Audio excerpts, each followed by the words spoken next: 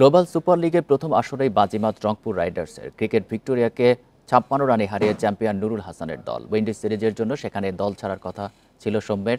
তার দুর্দান্ত 50তেই শিরোপা উৎসব করল রংপুর। টি-20তে বাংলাদেশের পারফরম্যান্স বরাবরই প্রশ্নবিদ্ধ। সেখানে এই ছবিটা হতে পারে নতুন দিনের শুরু। গ্লোবাল সুপার লিগের প্রথম আসরে চ্যাম্পিয়ন রংপুর রাইডার্স। প্রথম 2 ম্যাচ হেরে টুর্নামেন্ট শুরু করা দলটা ঘুরে দাঁড়ানোর গল্প লিখল। আর সেই গল্পের নায়ক সৌম্য সরকার। ম্যাচ ও সিরিজ দুটোরই সেরা খেলোয়াড় এই বাঁহাতি ওপেনার। প্রথমেই ম্যানেজমেন্টকে ধন্যবাদ দিতে চাই আমাকে দলে নেওয়ার জন্য। দেশের বাইরে ফ্র্যাঞ্চাইজি ক্রিকেটে এটা প্রথম টুর্নামেন্ট আমার। হয়তো এটাই ক্যারিয়ারের টার্নিং পয়েন্ট হয়ে দাঁড়াতে পারে। টস জিতে ব্যাটিংয়ে নেমে দুর্দান্ত শুরু রংপুরের। টেলর সৌম্যর উদ্বোধনী জুটিতে আসে ১২৪ রান। ৪৯ বলে ৬৮ করে কারিমার বলে কাটা পড়েন টেলর। টেলর থামলেও অব্যাহত থাকে সৌম্য ঝড়।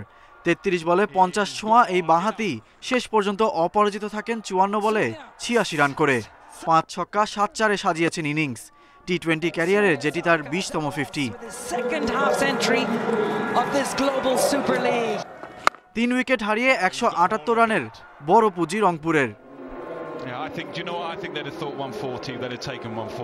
জবাবে শুরুটা মন্দ ছিল না ভিক্টোরিয়ার, কিন্তু ক্লার্ক ম্যাকডোনাল্ড জুটি অতিরিক্ত ডট বল খেলে চাপ বাড়ান। ১৬ করে কামরুলের শিকারে পরিণত হন ম্যাকডোনাল্ড। এরপর সঞ্জয়ের বিদায়ের পর তাসের ঘরের মতো ভেঙে পড়ে ভিক্টোরিয়ার ইনিংস। ওপেনার ক্লার্কের ২২ বলে ৪০ ছাড়া কেউ টিকতে পারেনি। ১৯ রান খরচায় ৩ উইকেট শিকার হারমিতের। ২টি করে উইকেট নিয়েছেন মাহেদী, সাইফ ও রিশাদ। বিসিবি ইতিবাচক সাড়া না দিলে হয়তো ফাইনাল খেলাই হতো না রংপুরের।